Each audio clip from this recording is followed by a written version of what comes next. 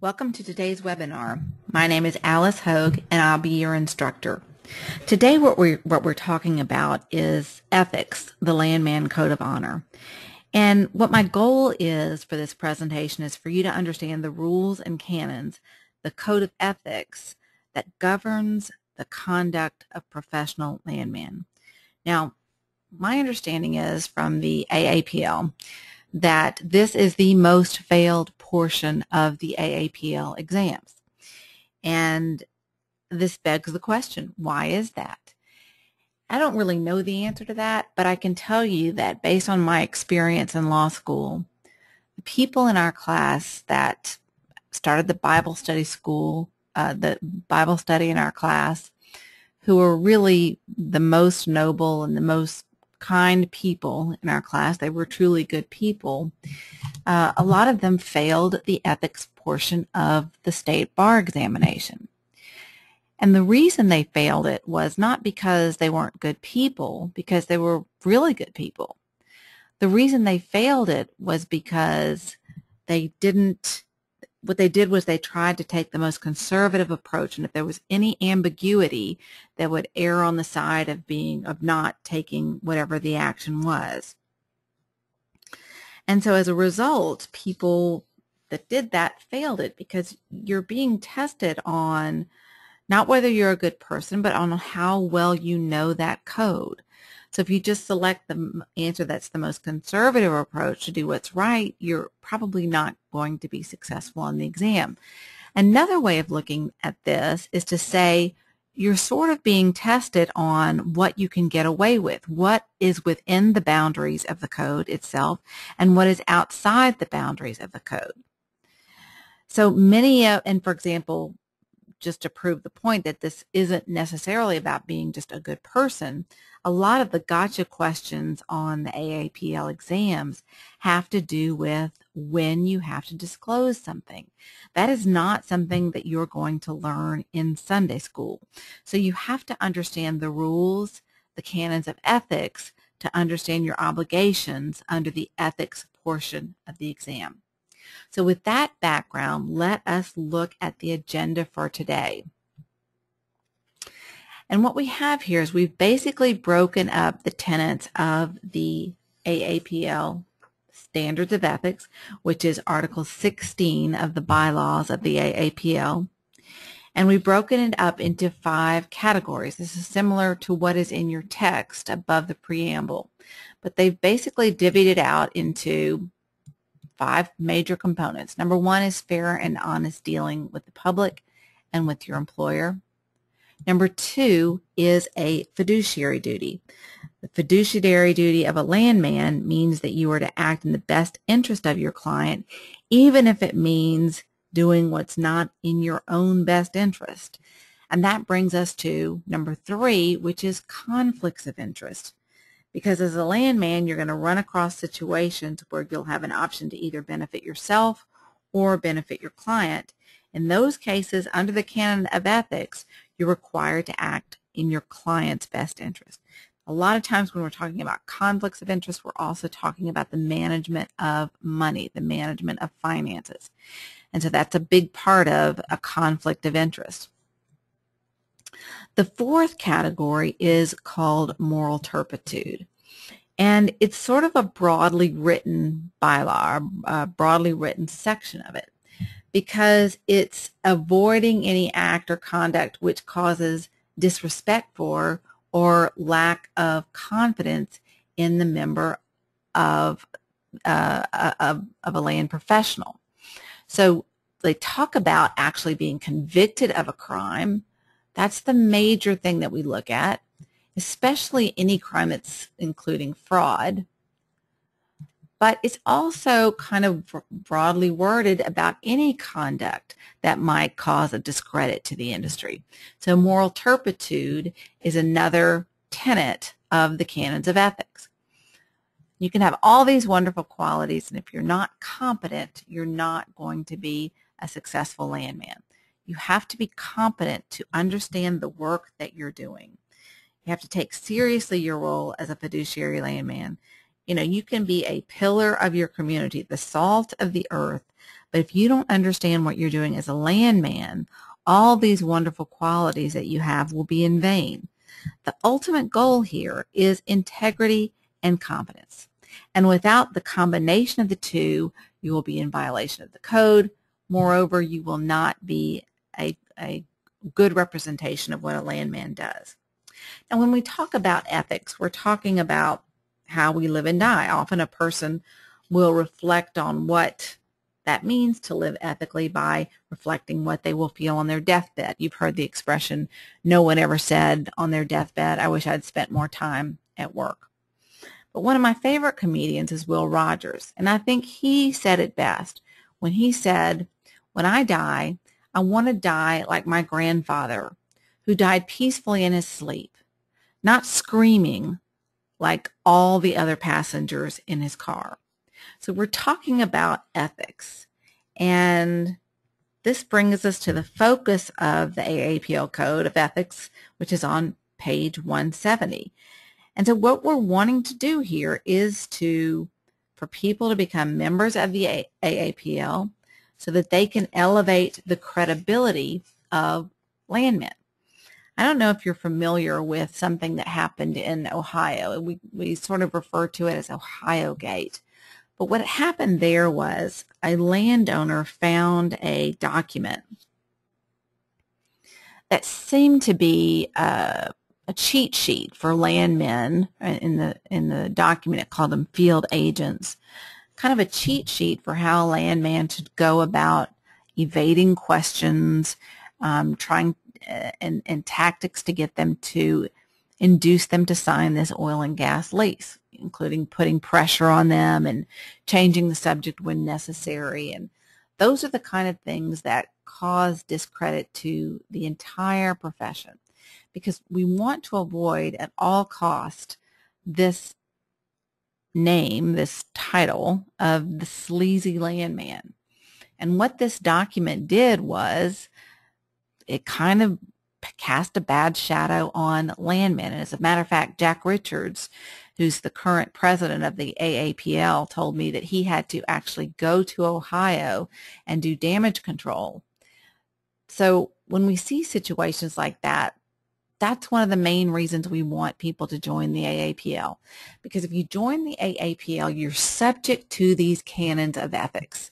And so we kind of have a way for everyone to be on the same page. So we all know what is within the boundaries of ethics and what is outside the boundaries of ethics. And again, I want to emphasize to you, sometimes these are things that are not obvious. These are things that you're not going to learn about in your Bible. It's going to be things that are specific to our profession, again, like disclosures. So we want to encourage every landman to join the AAPL. The AAPL is the American Association of Professional Landmen. It costs $100 a year. And the benefits are many. For one, you are part of this code of ethics. It's great. You get this Landman magazine every 2 months with excellent articles on it. Very topical, very relevant, nothing fluffy. You also have access to the AAPL directory, so you can find other members. So it's a great opportunity to find educational opportunities and to engage in networking. So to join the AAPL, you just need to go to www.landman.org, and here I have what their website looks like. And there's different categories of being a landman. One is that you can be an associate member, which is really anyone engaged in any aspect of the oil and gas industry. So a lot of attorneys are associate members. To be an active member, you have to be a practicing landman. And so those are kind of the distinctions. But either way, you're going to get all of these benefits. You're going to get the magazine and the directory. So I want to encourage you, especially if you're a new landman or someone starting out, I want to encourage you to go to their website and to join the AAPL. like I said, this is a very small industry, and networking is key. That's why I have you doing a lot of forums and discussions in our online class, because it's so important that you network in this industry, and joining the AAPL will give you an opportunity to do that. So let's then look at the first tenet, the first canon, which is fair and honest dealing. As I said, all of this is under Article 16, which is in the bylaws of the AAPL. So we're just really going to talk about what the different sections are. And the preamble, I think, says it best. It says, and I'll just show you this on their webpage, but it says, under all is the land, upon its wise utilization and widely allocated ownership depends the survival and growth of free institutions and of our civilization. The code of ethics shall be the basis of conduct, business principles, and ideals for the members of the American Association of the Professional Landmen. So I think that really sums it up. What we want to do is for landmen to engage in ethical behavior, because management of the land is so important. So let's then go back to our presentation and look at Article 16, Section 1. And Article 16, Section 1 is basically covering a fair and honest dealing. We want you to treat the public fairly and honestly, again with the goal of avoiding this label of the sleazy landman. And so you have a duty to protect the public from fraud, from misrepresentation, and from unethical practices. And many people argue that the Ohio Gate document violates each of these three tenets. It was fraudulent because you're trying to defraud the landowner, you're misrepresenting certain facts, and a lot of it was just unethical practices where you try to deceive the landowner.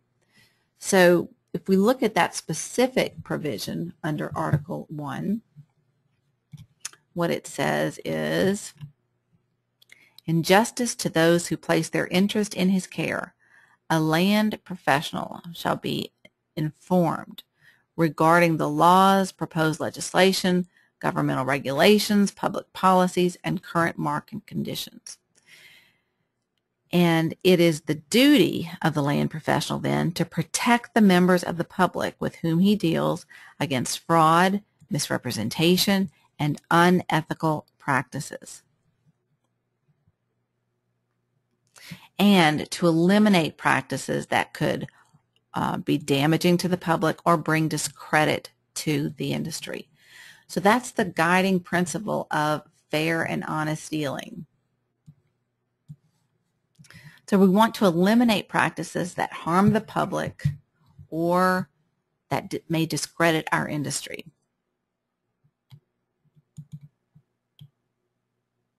So now let's look at Section 5. And Section 5 is basically very similar language to, almost verbatim language, in fact, from the Civil Rights Act of 1964, which grants protection under the law, and this is enforced by the EEOC, or the Equal Employment Opportunity Commission, against discrimination. And it basically says you shall not discriminate against people on the basis of race, creed, sex, or country of national origin. And the AAPL takes it even one step further and says, nor shall you participate in any plan or agreement to discriminate. Even if you don't actually discriminate, if you have a plan or an agreement to discriminate, you're going to be in violation of this particular code, of this particular article in Section 5. And the article itself reads, the land professional shall not deny equal professional services to any person for reasons of race, creed, sex, or country of natural origins. So we apply these standards to our codes not only because it's the right thing to do, but, as Mark Twain said, always do right. This will gratify some people and astonish the rest. So now let's look at Article 16, Section 30, or Section 13, which covers, again, part of fair and honest dealing, which is truth in advertising and accurate representations. So fair and honest dealing with landowners, industry associates, and the general public so as to preserve the integrity of the professional. So it could be even things like if you say to a landowner, we pay top dollar, or nobody pays a higher bonus than we pay, or this is the best bonus we've ever paid to anyone. If those things are not true, if they are falsehoods, then you're in violation of Section 13 of the Code of Ethics in that you're presenting an inaccurate representation both in your advertising and in private discussions with landowners. Because we are dealing with the public, we have to be very careful about what we say to make sure that we are representing the best in our industry, in our profession, by treating people honestly. So it's an integrity issue, really. A lot of these issues are integrity issues. And one of them is the integrity of certification. There's different tests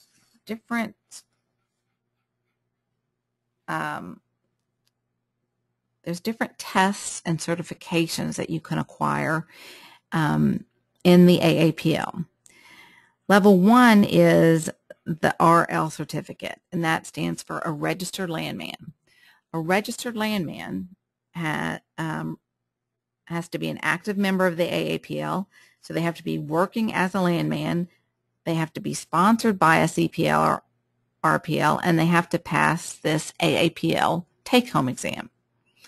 The next level up is the RPL, or the Registered Professional Landman. And that person must be working as a landman for at least 2 years and has to be sponsored by 3 CPLs and pass a comprehensive exam that is not a take-home exam. The highest level is the CPL, or the Certified Professional Landman. Requires it requires all of the above plus a total of 7 years of experience and passing a much more comprehensive exam. So we want to preserve the integrity of these certifications or these accreditations. And so Section 14 says a landman shall not aid in unauthorized use of the title of CPL or RPL or any derivation thereof. So again, we're trying to protect the integrity of our profession. The next tenet, the next category, is a fiduciary. A fiduciary duty means that you have a duty to act in the best interest of the client at all times, even if it means acting against your own best interest. So when you're discussing a fiduciary role, these terms are sort of synonymous. They'll say you have a responsibility to act as a fiduciary. They'll say you have a fiduciary duty to your client. And they'll say you have a fiduciary relationship to your client. All of these terms basically mean the same thing, that refer to the duty to act in someone else's best interest over your own best interest. So let's look at how the canons state this, the Code of Ethics state this. In Section 3, it says your duties to a client is that you owe absolute fidelity, that is absolute loyalty to your client. And you have the responsibility to protect and promote your client's interest, again, above your own interest. Now, this is primary, but it doesn't relieve you of your duty to treat all parties fairly and ethically, the fair and honest dealing. But your primary duty, your primary relationship is to your client, and it's a fiduciary relationship. So you need to put that above all else. Now, this may seem obvious, and of course you say, how could someone violate this? Well, let me just give you an example of how, when we're talking about the duty to disclose, how you could violate this absolute fidelity to your client. So we're talking about this conflict of interest or the duty to disclose, and that occurs when basically that the landman cannot accept compensation from more than one client for the same transaction. You cannot, you have to disclose if you have a current or contemplated interest in a property. You have to certainly let them know if you acquire interest. And by the way, if you acquire interest, you not only have to let them know, but you have to get their permission. And if you accept profits for transactions like an overriding royalty or some other method of conveying an interest to you, there again, under this duty, you have to let them know and get their permission. So one example of this was I had someone who was telling me they were running title and they ran across this property in this really hot area, and it was going to sheriff's sale on Saturday, and he wanted to know what the steps were that he needed to take in order to purchase that property. Well, that is a conflict of interest because it's in your when you're working on behalf of someone else, anything that comes up that might be to your benefit or their benefit, you have to err on the side of what is their benefit. And so if you let someone know, hey, there's this interest that I'm contemplating having, they're most likely to say, well, you know what? There's open acreage and you're working for us. So yeah, you're going to go to that sheriff's sale and you're going to purchase that property for us. It's not going to be for you. So that's just one example where you have to disclose any conflicts of interest, any current or even contemplated conflicts of interest. You need to let your client know because you have a fiduciary duty to that person.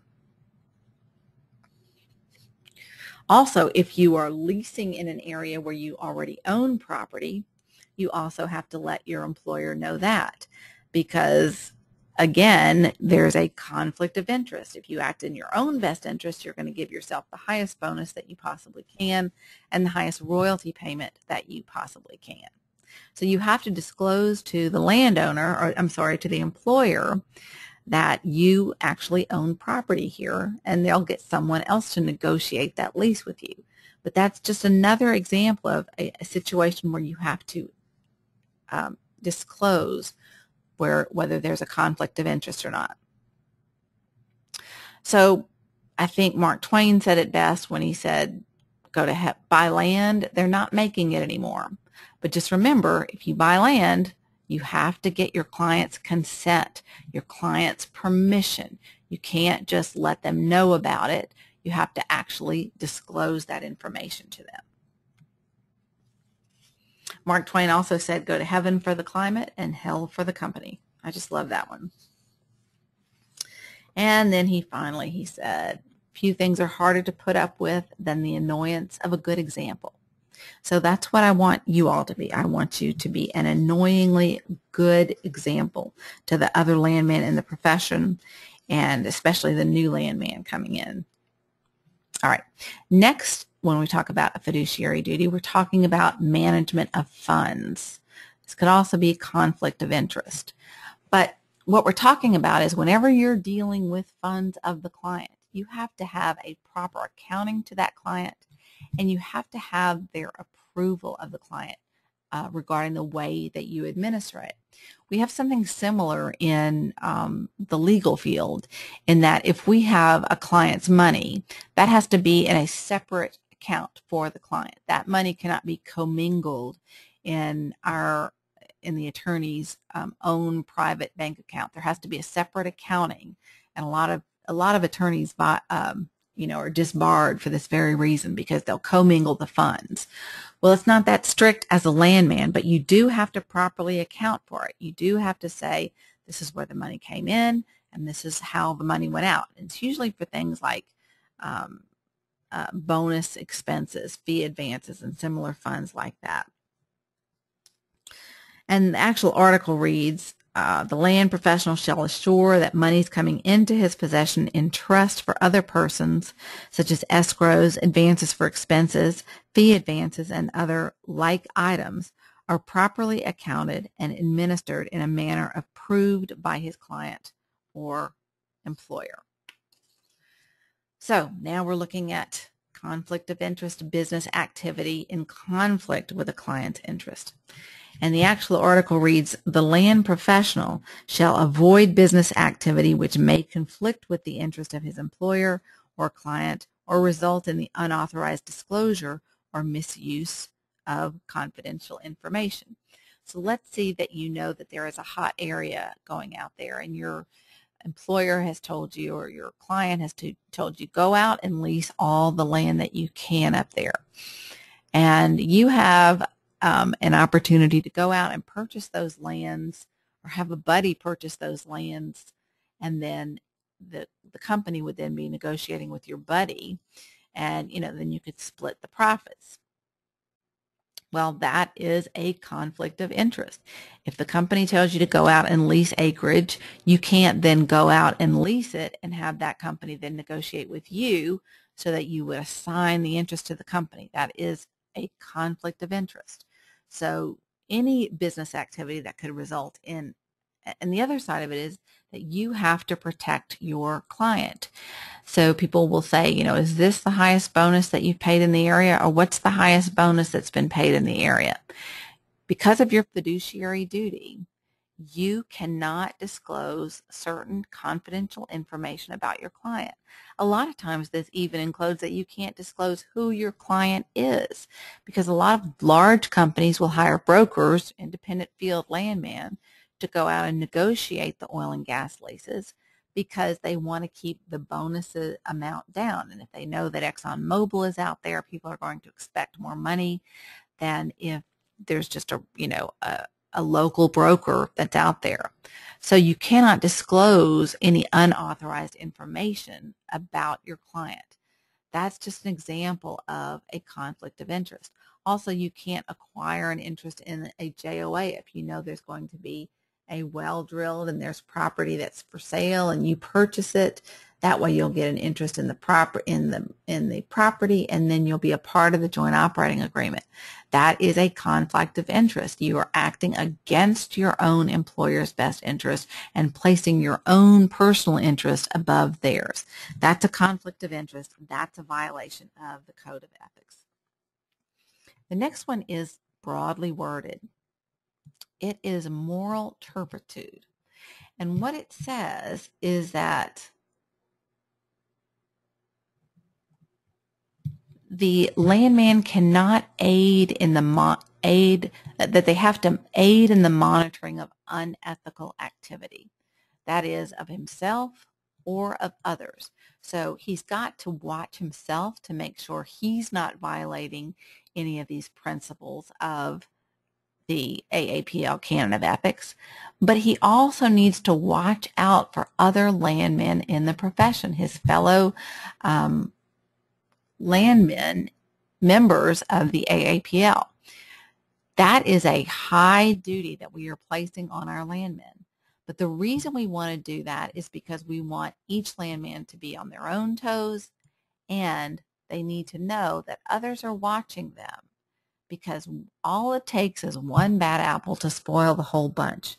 If you have one sleazy landman out there, one Ohio Gate document out there, it's going to cast a bad light on all landmen. So you have to monitor your own ethical behavior, not only for yourself, but for others in the profession.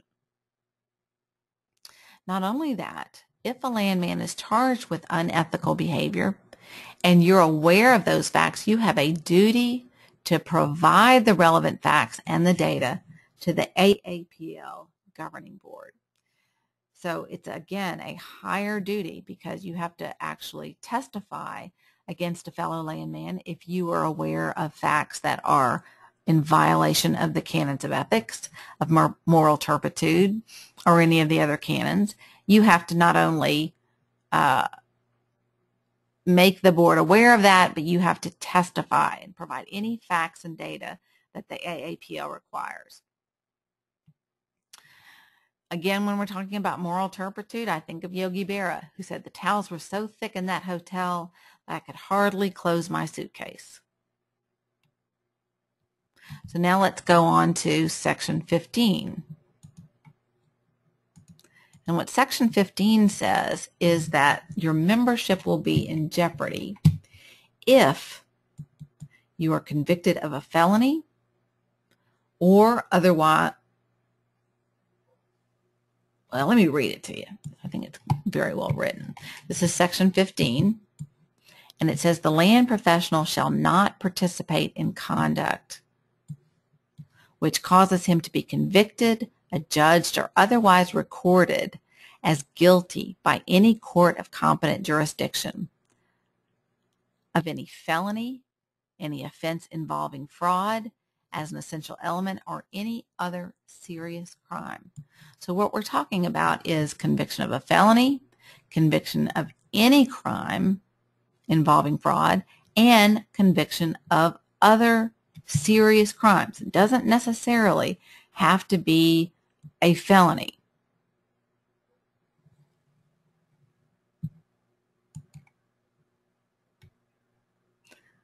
So this brings us to responsibility. And Yogi Berra said, if you don't go to other people's funerals, they won't go to yours. So we have to be responsible as landmen. Now, under all of these wonderful qualities, wonderful ideals of the AAPL, you can have all of those wonderful qualities. You can have fair and honest dealing. You can have your fiduciary duty intact. You can have, no conflicts of interest, and you can have no moral turpitude. But if you're not competent, if you don't know what you're doing as a landman, you are violating the code of ethics. And competence is defined as the ability of an individual to perform a job properly. When we're talking about landmen, we're talking about the knowledge, skills, and behavior which demonstrate the ability to perform duties of a landman. As Yogi Berra said, 90% of this game is half mental. So you have to be competent to do the work that you do. And when we're talking about landmen, competence includes things like properly advising your client. And to properly advise your client, it requires that you know the laws in the state where you're dealing. You know the proposed legislation, any proposed legislation that may adversely affect your client. You have to know of any governmental regulations that are required for your client to actually drill the well or to have the lands leased. You also have to be aware of public policies out there, public policies that may cast a certain light on the industry. What's in the best interest of the public? How will you be viewed? And what comes to mind here is environmental issues. So you need to make you need to know not only the laws about that, but any governmental regulations about it and any public policies about that. And you also have to know what the current market conditions are for leasing, for doing the work that you do. That's why a lot of companies will hire local brokers because they'll be more familiar with what the going rate is for a bonus out there. So you kind of have to do some research before you actually go out and negotiate. And the way you do that, how do you know what the laws are? How do you know what the proposed legislation is, the governmental regulations, etc.? And the way that you do that is you take classes. The AAPL provides many educational opportunities, or you take a class like this one. In our class, we're going to cover many of the different laws that you have to know as a land professional. And so it's critical to your success as a landman, and it's also consistent with the canons of ethics of the AAPL. Finally, when we're talking about competence, the landman has to provide competent service and refrain from the unauthorized practice of law. This is a big issue when we're talking about landmen because a lot of people have been accused of practicing law without a license when they try to draft certain contracts or negotiate as if they are a lawyer. So you have to be careful that you don't represent that you're an attorney if you're not an attorney, or misrepresent any of your qualifications, or claim to be an expert in other fields as well, like geology, like engineering, and like other disciplines. So you have to be aware of how you represent yourself. And let's just look at this. Section 6, a land professional shall provide a level of competent service in keeping with the standards of practices in those fields in which a land professional customarily engages. The land professional shall not represent himself to be skilled in, nor shall he engage in professional areas in which he is not qualified, such as the practice of law, geology, engineering, or other professionals.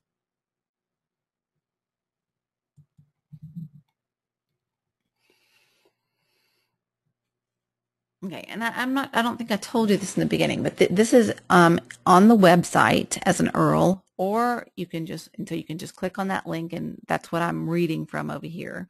Or you can actually go to www.landman.org. That's the website for the AAPL, and you can get the Canons of Ethics right off of their website.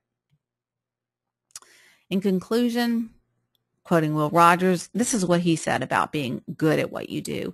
If you want to be successful, he said, it's just this simple. Know what you are doing, love what you are doing, and believe in what you are doing.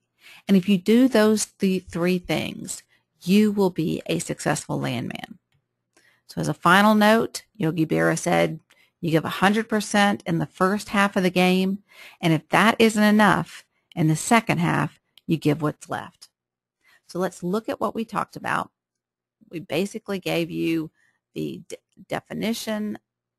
We basically walked you through the 5 tenets of being a moral landman, and they are fair and honest dealing, fiduciary duty, refrain from conflicts of interest, refrain from moral turpitude, and above all, be competent in the work that you do. So please read over those standards of ethics, those canons of ethics. Make sure that you're familiar with them. They're going to be very important on your AAPL exams.